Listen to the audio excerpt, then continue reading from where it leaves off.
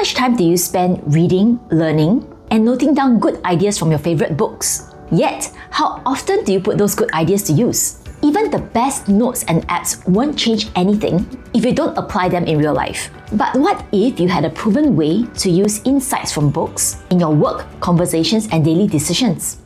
In this video, we'll walk through a process we developed after a decade of studying how people actually learn from books. It mirrors how our brain takes in, stores, and uses knowledge with practical steps you can actually take to make sure you get real results from your reading. There's no shortage of advice on reading and learning. Better note-taking, spaced repetition, active reading, the Feynman technique, and so on. Each method works to some degree, but their impact is diluted if you use them in isolation. The real power comes when you connect them in a way that aligns with how your brain learns and helps each layer of learning to build on the previous one. This matters because every time you learn something new, your brain takes in the information, organizes it, and retrieves it when you need it. Each step depends on the one before. So if you take in scattered fragments, it's hard to store or organize them. And without proper storage, there's nothing to retrieve. Most reading strategies only help with one of these steps. That's why they might work for the moment, but the results don't last. What's missing is a thread that connects those strategies: how you read, how you organize, and how you use or revisit those ideas. Today, we'll illustrate this three-phase workflow using a real book. Phase 1. Capture. Think about the last book you read without a clear goal. You probably highlighted some interesting lines or jotted down a few notes. But a month later, can you recall the ideas or explain the book to someone? Probably not, because your brain didn't have a clear structure to hold the random ideas together.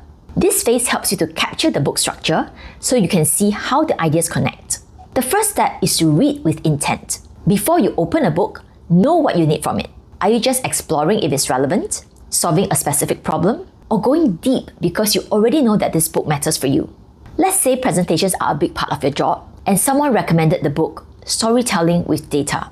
A quick scan of the table of contents will tell you if this book is relevant to your needs. Better still, use a visual summary to explore the book's contents. In less than 60 seconds, you'll know if this book covers what you need and which sections matter the most. This allows you to read with intent, directing your time to what's actually useful instead of reading cover to cover by default. Next, extract the structure.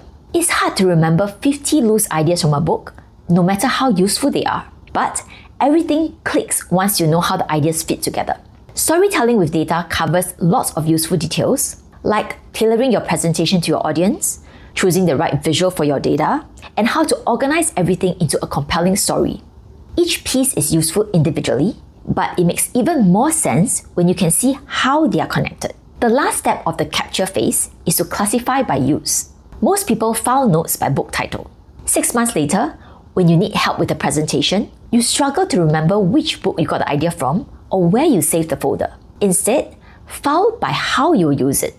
Concepts from storytelling with data might go under audience analysis, data visualization, or storytelling for an audience. This makes it easier to find relevant ideas across different books and resources. These 3 steps help you to capture a book's best concepts clearly, which paves the way for phase 2, apply. Knowing a book and being able to use it are 2 different things. This phase is about closing that gap.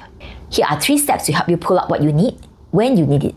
First is to tailor to your goals. Let's say you have a sales presentation next week and you wish to polish your slides. How can this book help specifically? Rather than skim through the different options for data visualization, think through the data you need to present for your presentation and how you can use visuals to convey your message clearly. Then, actually use it in your presentation to see if it works. You won't truly grasp an idea and its nuances until you have tested it in real life. And the feedback will be crucial for phase 3 later. Another way to reinforce an idea is to explain it to a colleague. Can you explain the key framework from storytelling with data without your notes? If you stumble, you know which parts to review. No matter how thoroughly you read a book, you can only absorb a fraction of it in one pass. Phase 3 is about going back to reinforce learning and create a compounding effect over time.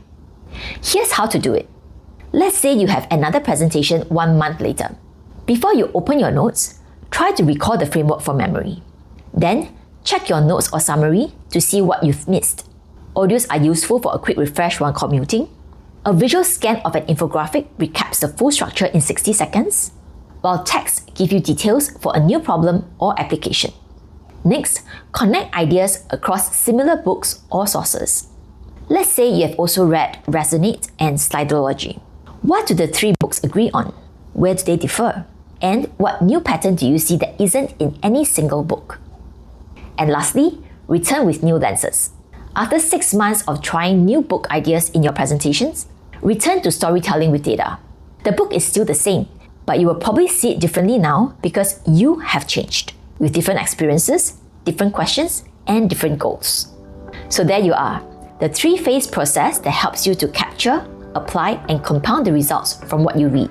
Each phase supports how your brain actually learns, taking in, using, and building on what you read. We explain each phase in more detail in our other videos linked below. Try it with one book that you have already read, run it through the loop, and see what changes with each cycle.